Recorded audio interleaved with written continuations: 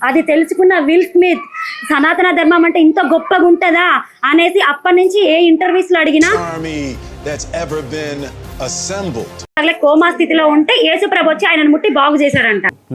నేను కోమాలో ఉన్నప్పుడు మరి ఆ ప్రభు మతాలను ప్రతి ఒక్కడు శ్రీకృష్ణుడై కాళీయ మర్దనం చేయాలి. ఇలా జరిగినది ఇది. ఓకే, మీరు ఎలా ఉండాలి ఎలా ఉండకూడదు చెప్తాను, సరేనా? ఓకే, మరొకసారి అందరికి జై శ్రీరామ్, జై శ్రీరామ్, శ్రీ మాత్రే నమః. ఓకే, మనం ఎక్కడ పుట్టాము? భారతదేశంలో పుట్టామా అమెరికాలో పుట్టామా? భారతదేశంలో పుట్టాము. భారతదేశంలో పుట్టినప్పుడు మనం ఏం పాటిస్తాము?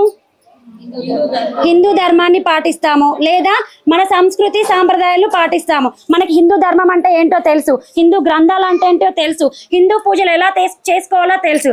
అలాగే వేరే కంట్రీ అంటే ఇప్పుడు దక్షిణాఫ్రికా కానీ అమెరికా కానీ ఉంటది కదా, అక్కడ పుట్టిన వాళ్ళకి మన సాంప్రదాయాలు తెలుస్తాయా? అక్కడ పుట్టిన వాళ్ళు ఏం చేస్తారు? అక్కడ పుట్టిన వాళ్ళు ఎవరిని మొక్కుతారు? ఎవరిని మొక్కుతారు? యేసును మొక్కుతారు. ఎందుకంటే అక్కడ యేసు తప్ప వేరే ఎవరు లేరు. వాళ్ళు చిన్నప్పటి నుంచి ఏం చదువుతారు? బైబిల్ చదువుతారు. వాళ్ళకి మనలాగా భగవద్గీత రామాయణం తెలుసా? అట్లాగే దక్షిణాఫ్రికాలో ఉంటాడమ్మా ఒక హాలీవుడ్ హీరో, అతని పేరు నేను మీకు చెప్తాను. అతను చిన్నప్పటి నుంచి ఎలా పెరిగాడంటే క్రైస్తవ్యంలో పెరిగాడు. చిన్నప్పటి నుంచి అతనికి హిందూ ధర్మం అంటే ఏంటో తెలియదు, మన పూజా విధానాలు ఏంటో తెలియదు. బట్ అతను అలాంటి వ్యక్తి. ఒకసారి అతనికి సినిమా ఆఫర్స్ వచ్చాయి. అతను ఇప్పుడు హాలీవుడ్ లో సూపర్ స్టార్, అంటే చాలా ఫేమస్ హీరో. అతనికి కొన్ని కోట్ల మంది ఉంటారు అతని అభిమానులు. ఓకే, అతను ఏం చేశాడంటే ఒక సందర్భంలో సినిమాలు నడుస్తున్నాయి, ఒక 2-3 సినిమాలు తీసిన తర్వాత ఆయనకి ఏం దొరికిందంటే భగవద్గీత దొరికింది. భగవద్గీత ఏం చేశాడంటే ఓపెన్ చేసి చదవడం మొదలు పెట్టాడు. చదవడం మొదలు పెట్టిన తర్వాత అంతకు ముందు వరకు ఆయన నేను పాపిని ఇది మాత్రమే తెలుసు. ఎందుకంటే వాళ్ళ గ్రంథంలో అది మాత్రమే ఉంటది. ఎలా బ్రతకాలో ఉండదు, ఇతరులను ఎలా గౌరవించాలో ఉండదు, హిందూ ధర్మాన్ని ఎలా పాటించాలో వాళ్ళకి తెలియదు.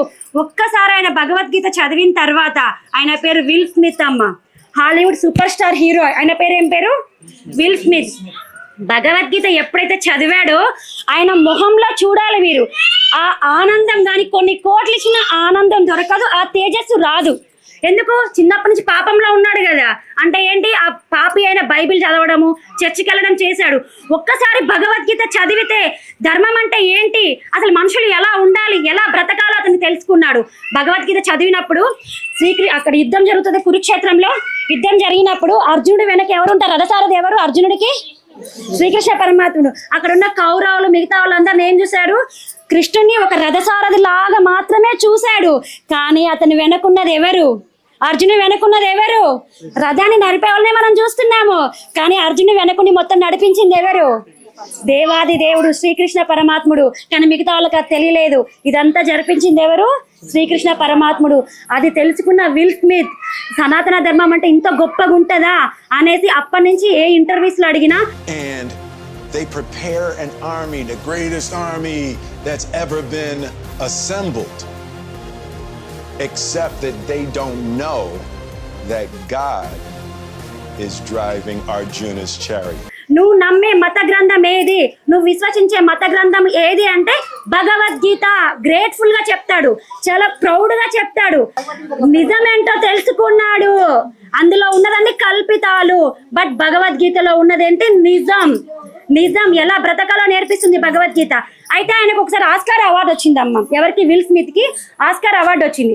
వస్తే ఏం చేశాడంటే వాళ్ళ భార్య ఉంటది కదా, వాళ్ళ భార్యను అక్కడ ఉన్న ఒక అతను హేళన చేశాడు. వాళ్ళ భార్యని హేళన చేస్తే మామూలుగా క్రిస్టియన్ పద్ధతి ప్రకారం ఏం చేయాలి?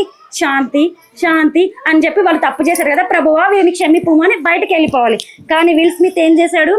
ఎవరైతే భార్యని అంతమందిలో ఆస్కార్ అవార్డు అంటే ఎంతమంది, కొన్ని వందల మంది వేల మంది వస్తారు కదా, వేల మందిలో భార్యను అవమానించినప్పుడు ఏ భర్తకైనా ఏం చేశాడు? అవమానించినప్పుడు చంప పగలగొట్టాడు. ఎవరైతే భార్యను అవమానించాడో వాడు చంప పగలగొట్టాడు, వెళ్ళి కిందికి వెళ్ళి. ఎందుకు పగలగొట్టాడు? వాడు బైబిల్ చదివితే పగలగొట్టేవాడు కాదు. ఎందుకంటే వాడికి తెలియదు భార్య విలువేంటి, సనాతన ధర్మం విలువేంటి అని. భగవద్గీతలో ఏం చెప్తుంది? నువ్వు ధర్మాన్ని కాపాడు. ఓకే, ధర్మం జోలికి ఎవడొచ్చినా నువ్వు ఇలాగే కొట్టి చూయించు, అంతేకాని వాడి పాపన వాడే పోతారులే అంటే నడవదు. అర్థమైందా? వాడి పాపన వాడు పోడు, మనం పోతాము. కాబట్టి ఎవడైనా విల్ స్మిత్ అంతటి సూపర్ స్టారే భగవద్గీత చదివి ఇంత గొప్పవాడాడు. మనల్లో ఎవరు మన పిల్లలకు భగవద్గీత నేర్పిస్తున్నాము? అతను భగవద్గీత చదివిన తర్వాత అతని ఫాలోవర్స్ అందరూ సెర్చ్ చేశారు, what is the Bhagavad Gita, Bhagavad Gita అంటే ఏంటి, ఇందులో ఇంత గొప్ప ఉందా, ఇంత గొప్ప స్టార్ చెప్తున్నాడు అన్న ఉద్దేశంతో ప్రతి ఒక్కరు ఆయన ఫాలోవర్స్ కానీ ఆయన అభిమానులు కానీ భగవద్గీత చదవడం మొదలు పెట్టారు. ఆయన ద్వారా వేరే వాళ్ళలో కూడా వచ్చింది కదా మార్పు. అయితే ఇప్పుడు చెప్పాను కదా, ఆయన భగవద్గీత చదివి సూపర్ స్టార్ అయిపోయారు. ఓకే, అన్ని ఇంటర్వ్యూలో చెప్తున్నారు భగవద్గీతను మించిన గ్రంథం లేదు అని. ఓకే, చదివినప్పుడు ఆయన మొహంలో తేజస్ చూడండి ఎలా ఉంటుందో. ఓకే, అయితే ఇది భగవద్గీత గురించి చెప్పాను, మంచి చెప్పాను కదా, మీకు ఒక చెడు కూడా చెప్తాను వినండి. సుధాకర్ ఎంతమంది తెలుసు? రాజా సినిమాలో నటించాడు, కమిడియన్ సుధాకర్.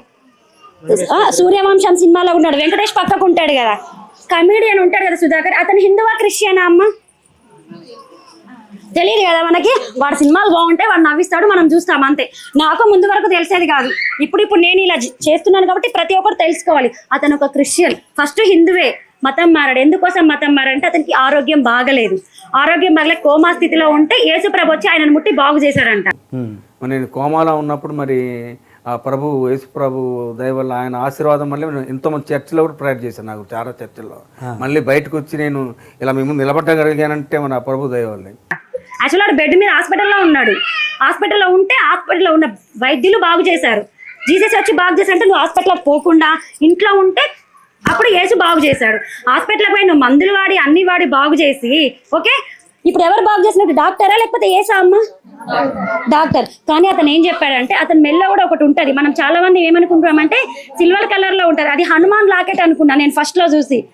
మనం వేసుకుంటాం కదా వెండిది హనుమాన్ అనుకున్నాం, కాదు, అది ఓపెన్ చేసే లోపల క్రాస్ సింబల్ ఉంటుందట, సిలువ గుర్తు ఉంటుందట. ఎందుకంటే ఇక్కడ ఇంత గొప్ప దేవుడు లేడు, యేసే నిజమైన దేవుడు, నన్ను రక్షించాడు. మరి రక్షించినోడమ్మా ఇప్పుడు వాడికి బాడీలో అవయవాలు ఏవి పనిచేయవు తెలుసా, బాడీలో అవయవాలు ఏం పనిచేయవు. మరి యేసే నిజమైన దేవుడు అయితే వాడు అవయవాలని బాగు చేయాలి కదా, అతను హాస్పిటల్కి పోకుండా మొత్తం నయం చేయాలి కదా. మరి నయం చేయలేదంటే దేవుడా? చెప్పండి. గొడ్డు మాంసం తినే విల్ స్మిత్, ఓకే, గొడ్డు మాంసం చిన్నప్పటి నుంచి గొడ్డు మాంసం తినేవాడు విల్ స్మిత్. అలాంటి వాడు భగవద్గీత చదివి అంత మార్పు తెస్తే వీడు ఈ దేశంలో కొట్టి మనం సినిమా చూసి మనం డబ్బులు ఇస్తే బ్రతికి మన తిండి తినుకుంటా వాడు విదేశీ పాట పాడుతున్నాడు. మన దేవుళ్ళని మొక్కకుండా పరాయి దేశ దేవుని పొగుడుతున్నాడు. ఇది ఎంతవరకు కరెక్ట్ చెప్పండి? మన దేవుడు ఎక్కడికి ప్రతి ఒక్కరికి పెట్టమని చెప్తుంది, ఒకరి దగ్గర దోసుకోమని చెప్పట్లేదు. మన ధర్మం నలుగురికి పెట్టి నువ్వు తిను అని చెప్తుంది. కానీ అదేం చెప్తుంది తెలుసా? నువ్వు మాత్రమే తిను, నలుగురికి పెట్టకు అని చెప్తుంది బైబిల్. మీరు ఎవరైనా బైబిల్ చదివిన వాళ్ళు ఉన్నారా అమ్మ ఇక్కడ? అబ్బా, దరిద్రాన్ని ఎవరు చదవలేరా? చాలా మంచి తల్లి. అయితే ఇప్పుడు మేము ఇచ్చాం కదండి, ఇంతమంది హిందువులు వచ్చారు కదా, ప్రతి ఒక్కరు హిందూ ధర్మాన్ని పాటిస్తారా? ఎవరైనా పాస్టర్లు వస్తే సరే అండి రండి అయ్యగారని కొంగు నెత్తి మీద తీసుకుని ప్రార్థన చేస్తారా? ఆయన కానుకలు వేస్తారా? మీకు వెయ్యాలనిపిస్తే శనివారం పంతులు గారు ఉంటారు కదా, ఆయనకి ఇవ్వండి. ఎందుకంటే సర్వే జన సుఖినో భవంతు అని దీవించేది ఒక పంతులు గారే. ఏ పాస్టరు దీవించడమ్మా, వాడు పొట్ట మాత్రమే నింపుకుంటాడు వాడు, కానీ పంతులు ఊరు బాగుండాలని కోరుకుంటాడు. అవునా కాదా? ఆయన మంత్రోచ్చారణ ఎంత నిష్ఠతో ఉంటే అంత మంత్రోచ్చారణ వస్తుంది మీకు. కాబట్టి మనం అందరం ఖచ్చితంగా పంతులకు కూడా సపోర్ట్ చేయాలి. అయితే హిందువులు ఎలా ఉండాలి నేను చెప్తానుండమ్మా. పాషాండ మతాలు ఎవరైతే ఉన్నారో హిందూ ధర్మం పైన విషం కక్కుతున్న పాషాండ మతాలను ప్రతి ఒక్కడు శ్రీకృష్ణుడై కాళీయ మర్దనం చేయాలి. అర్థమైందా? ప్రతి ఒక్కరు శ్రీకృష్ణుడై కాళీయ మర్దనం చేయాలి, అప్పుడే హిందూ ధర్మం బాగుపడుతుంది. సరేనా? ఇక్కడ ప్రతి ఒక్కరు సహకరించారు మాకు అందరికీ, అంజని అన్న గారికి కానీ బాబాయ్ వాళ్ళకి కానీ ప్రతి ఒక్కరికి, ఇక్కడ వచ్చిన మహిళలందరూ, అలాగే మా మోక్ష ధర్మ టీంకి ముఖ్యంగా ధన్యవాదాలు చెప్పుకోవాలండి, చాలా ఓపికతోటి ఉంటారు. అలాగే మనకి హైదరాబాద్ నుంచి వచ్చారు కీర్తనక్క గారు, విజయవాడ నుంచి నివాసన్ నగర్, వాళ్ళందరూ వచ్చారు. ఈ కార్యక్రమం ఇంత విజయవంతంగా సాగడానికి సహకరించిన ప్రతి ఒక్కరికి పేరు పేరున ధన్యవాదాలు.